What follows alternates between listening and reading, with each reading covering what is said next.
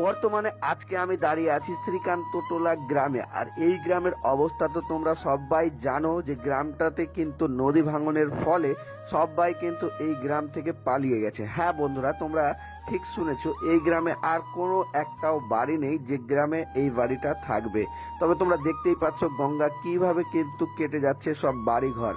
তো তোমরা দেখতেই পাচ্ছ, আর সামনে রয়ে গেছে একটা কিন্তু ইদারা।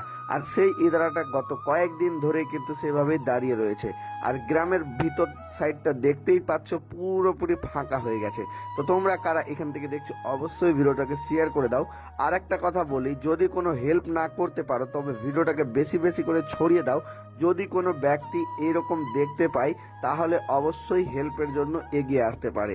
তো তোমরা দেখতেই পাচ্ছ গঙ্গা গর্ভে তলিয়ে যাচ্ছে দিনের পর দিন এই গ্রামগুলো। অসহায় মানুষগুলো কোথায় যাবে এই প্রশ্নটা থেকে যাবে সববার মনে। আর তোমরা দেখতেই পাচ্ছ গ্রামের ভিতরের সাইডটা, এখানে দেখতেই পাচ্ছ যে অনেক বাড়িঘরগুলো যেগুলো ছিল সম্পূর্ণ ভেঙে নেওয়া হয়েছে। আর সামনে রয়ে গেছে পড়ে একটা শিব মন্দির।